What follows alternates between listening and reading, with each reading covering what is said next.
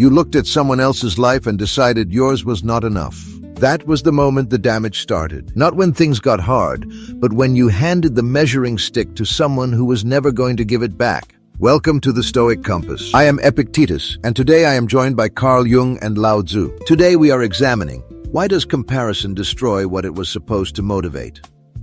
Let us start with what comparison actually is. It is not assessment. It is not honest measurement. It is the act of looking at another person's life and using it as evidence that your own is deficient. And here is the trap. The moment you accept someone else as the standard, you have given up the only authority that was ever yours. You did not choose your starting point. You did not choose their advantages, but you are choosing to let their position define your worth. That is not motivation. That is self-inflicted punishment dressed up as ambition. I think you are describing a symptom, EPICTETUS, and mistaking it for the disease. People do not compare themselves to others simply because they lack discipline. They compare because the psyche is trying to locate itself. The self needs reference points. When the internal compass is broken or was never calibrated to begin with, the person reaches outward for orientation. The question is not whether they should stop comparing. The question is, what is missing inside them that makes external comparison feel necessary? Until you address that, you are simply telling a hungry person to stop thinking about food.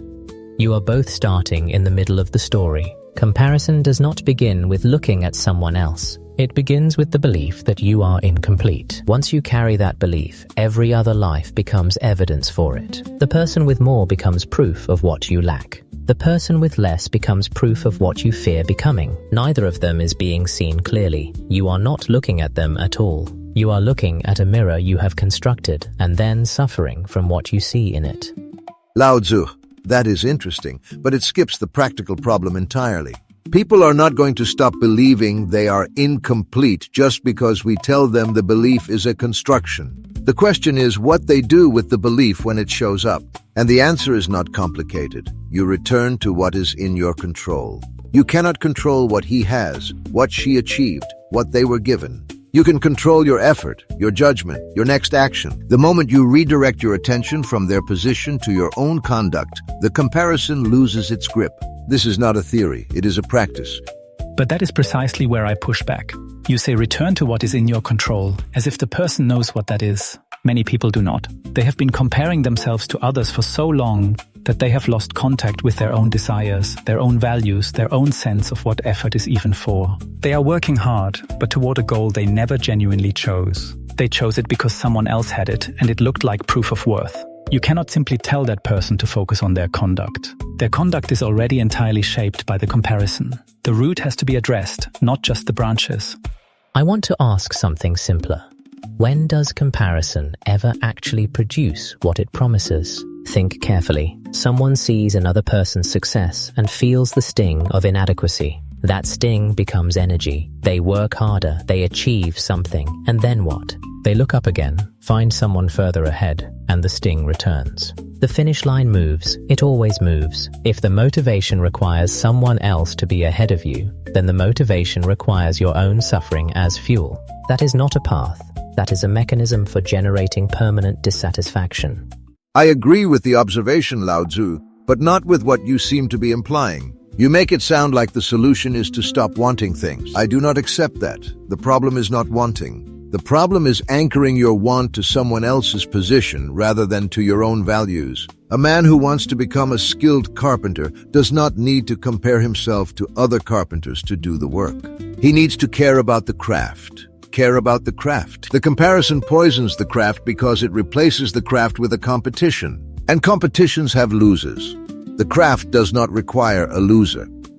There is something important in what EPICTETUS just said, even if he will not like how I am going to extend it. The craft, as he describes it, is what I would call a genuine expression of the self. And the tragedy of comparison is not just that it creates suffering, it is that it pulls the person away from their own nature and puts them in pursuit of someone else's form. Jung observed, and I use that word carefully, that people spend the first half of their lives building an ego according to the world's standards, and the second half discovering that those standards were never theirs. Comparison accelerates that displacement. It is not just painful, it is a form of self-abandonment. Self-abandonment is the right word, but I would say it differently. When you spend your days measuring yourself against another person, you are not really living your own life. You are living in the gap between your life and theirs, and that gap is not real. It is a number you invented, in a unit of measurement you borrowed, on a scale that only exists because you keep looking at it. Then stop looking at it. That is a choice. I am serious, not dismissive. Every time you open that platform, every time you check what they earned or how many praised them, you are choosing to pick up the measuring stick again. The choice is not made once. It is made every time the impulse arrives. And every time you let the impulse pass without acting on it, you are practicing something. You are practicing being someone whose worth is not determined by a comparison. That practice, repeated enough, becomes character.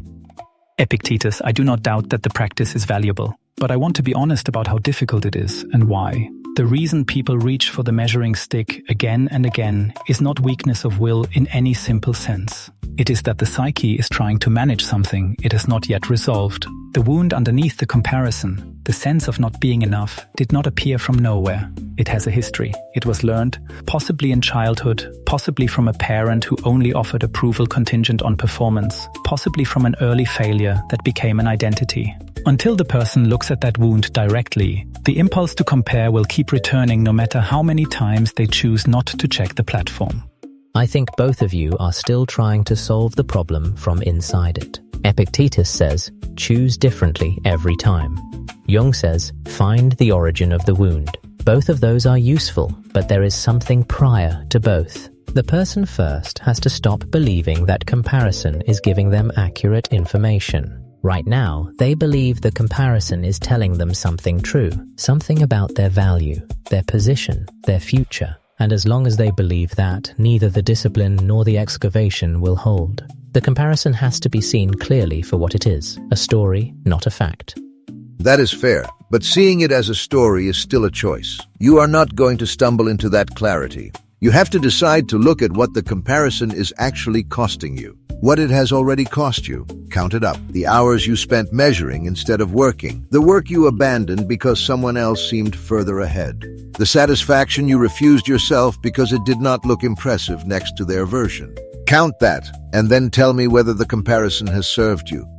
And when you count it, I would ask you to also notice what feeling arises. Not the thought about the feeling, but the feeling itself. Is it grief? Is it shame? Is it a kind of exhaustion? Because that feeling is the real messenger. The comparison is just the surface event. Underneath it is something the person has not yet allowed themselves to fully feel. Perhaps a loss they have not mourned, or a version of themselves they gave up too early. The comparison keeps pointing there, not because it is useful, but because the psyche keeps trying to get the person's attention. There is something happening in this conversation that is worth naming. Epictetus is arguing that the problem is a failure of discipline. Jung is arguing that it is a failure of self-knowledge. And both of those may be true, but they are both still treating comparison as a problem to be solved. What if the first step is simply to stop running from it long enough to see what it actually is? Not to fix it, not to find its origin. Just to sit with the discomfort of it and let it show itself. Most people have never done that. They reach for the measuring stick the moment the discomfort arrives. They do not know what the discomfort actually contains because they have never stayed in the room long enough to find out. Sitting with discomfort is fine, but there has to be a point at which you act. The person who sits with their inadequacy long enough without redirecting will simply marinate in it. At some point, you have to pick up the work and do it for its own sake. Not to beat someone, not to prove anything, because the work itself matters and you have chosen to do it.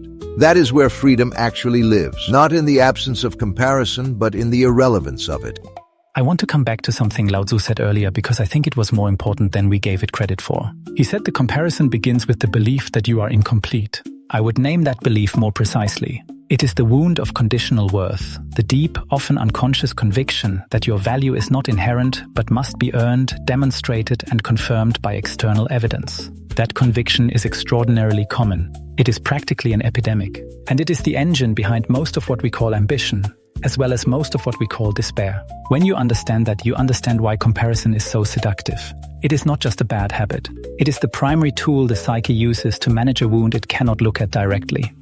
The wound wants to be seen. It does not want to be managed. Every time you use comparison to manage it, you drive it deeper, and it does not disappear. It waits. The water finds its way through eventually, no matter how carefully you have arranged the stones.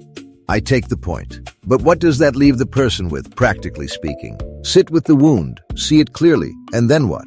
I am not being dismissive. I am asking because the listener needs an answer they can actually use. Theory without traction is philosophy without purpose, and I have very little patience for philosophy without purpose. The answer is this. When you see where the comparison is coming from, you stop being entirely at its mercy. Not immediately, not completely, but the pattern begins to lose its automatic quality.